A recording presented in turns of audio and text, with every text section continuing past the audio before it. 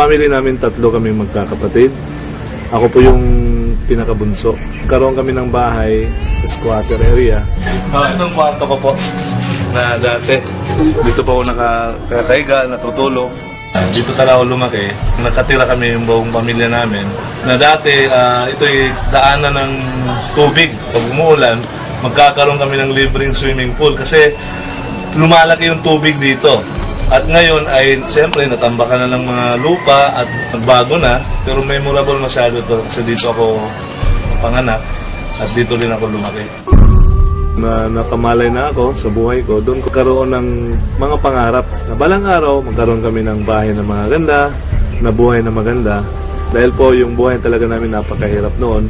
Kasi nga, yung trabaho ng papa ko, family driver ng isang counselor. Nakuha sa dahil sa kabaitan din ng papa ko. Kaya nakapagtrabaho siya sa city government, driver lang din. So yung mama ko naman din, siya naman yung nagpapatakbo ng karinderya. Yun din yung kinukunan ng extra income nila para makapag-aral kami magkakapatid. At nabubuhay kami sa 5-6 yung pautang. Hindi ako nakapagtapos kasi nga nabaon kami sa utang. Tinakripisyo ko yung pag-aaral ko dahil para sa kapatid ko. Kaya naghanap ako ng paraan na para makatulong sa parents ko. Dahil sa hirap na naranasan ko po.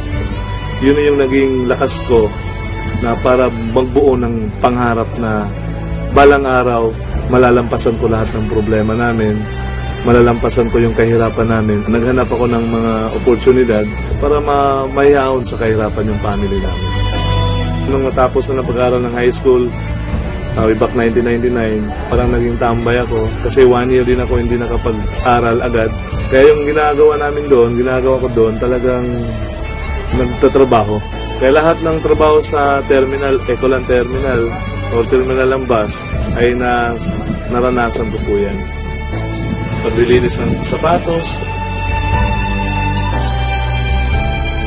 yung pagbibenta-benta ng mga durian candy, at saka yung pagkakarga ng mga bagahe ng mga pasahero. Yun, naranasan ko po yun para makatulong ako sa mama at papa ko. Humingi ako ng pagkakataon ng Panginoon na kung bibigyan niya ako ng chance ay hindi ko talaga pakakawalan. Yung unang pag-iempleyado ko po, award craft po yun, yung paggawaan ng mga plaque, ng mga trophy. Actually, nagtrabaho ko para sa ate ko, para makapagtapos siya ng pag-aaral niya, na makatulong din ako sa mga tuition niya at saka sa parents ko. Nung nag-graduate yung ate ko, nag-stop na akong magtrabaho at pumasok na ako sa negosyo, pagninegosyo. Kasi alam ko nung sa pagninegosyo, doon natin makukuha yung mga pangarap natin. Doon, may isang company akong napasukan na talagang doon ako namulat, na talagang grabe pala yung potential income ng ganitong klaseng negosyo. Kaya na-challenge ako doon. Sabi ko, pag-aaralan ko to, kasi nasa-challenge ako sa mga taong umaasenso. Kahit anong background mo, nakapagtapos ka man wala, open sa lahat, sa mga taong nangangarap.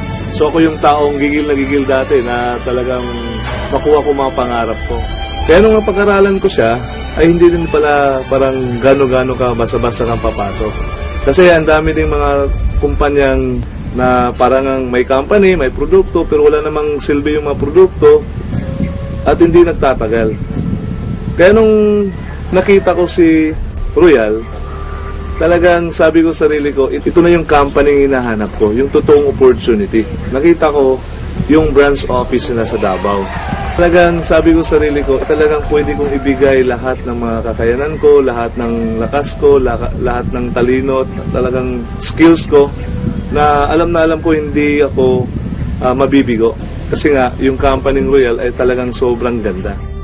Finally, nakita ko na yung tamang kumpanya. Kasi mayroon nilang mga napasukan talagang nabibigo ako. Kasi nga, kumikita ka ng maganda, malaki, pero hindi nagtatagal. Kaya nung nakita ko yung Royal, sabi ko, iba talaga yung Royal. Sabi ko nga, kumahanap ko lang yung totoong opportunity na company, talagang gagawin ko lahat ng mga kaya ko. At hindi naman ako nabigo. Halos lahat ng mga pangarap ko na ibigay ng Royal. Before ako nag-Royal, muntik na talaga itong nawala yung bahay ko na ito. Kasi nga, yung previous company ko kumita pero hindi tumagal. Nagkautang-utang pa. Kasi nga, nawala din yung company parang bula. Dahil po sa Royal, nabayaran yung bahay na ito na matagal namin pinapangarap ng pamilya. 8 months ko nung tinabaho yung Royal, nakuha ko yung Montero Sport ko. First car ko, brand new car from Royal. Doon ko na unang na-experience na nagkaroon ako ng sasakyan dahil po sa Royal yon. At dahil din po sa Royal, after 1 year ko po, na-awardan po ako sa executive circle ng company. After 2 years ko, umabot na pala ako ng 6 million na kinita ko. Kasi na-recognize po ako sa presidential circle ng company Royal. Kaya grabe yung nangyari sa buhay ko. Lalo na ngayon, in 3 years time ko sa Royal, na nagkaroon ako ng opportunity na makasama sa travel ng company. Ang kagandahan po ay sa Brazil. Dito sa Royal, lahat sinasabi, lahat pinapangako nila ay nagkakatotoo. Iba talaga palang maka-abroad ka. Hindi ka lang nagninegosyo at kumikita, pero ma-experience mo ang totoong lifestyle na binibigay ni Royal. Grabe!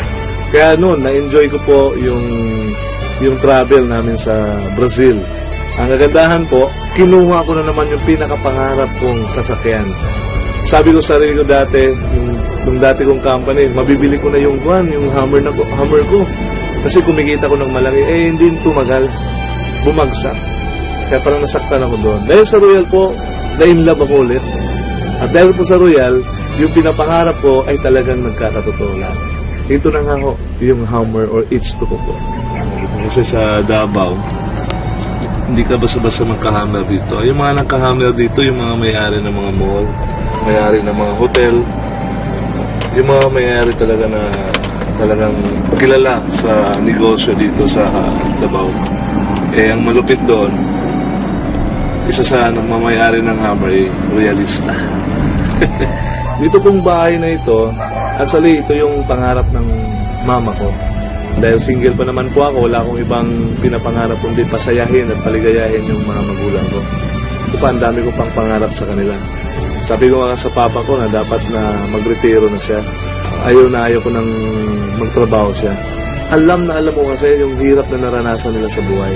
Sa hirap ng naranasan nila at hirap ng nadaanan nila sa buhay nila, binuhay pa rin nila kami nung mga bata pa kami. Kaya ngayon, nung ako nang nasa kalagayan ko, ay gustong-gusto ko naman makabawi sa kanila.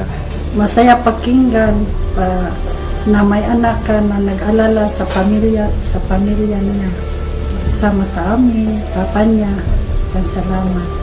Kung gaano ko kamahal yung sarili ko, ganun ko po sila kamahal.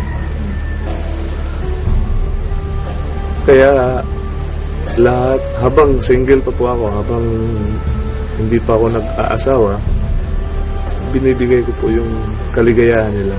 Inauna ko po sila. Marami tayong kaibigan, magiging partner.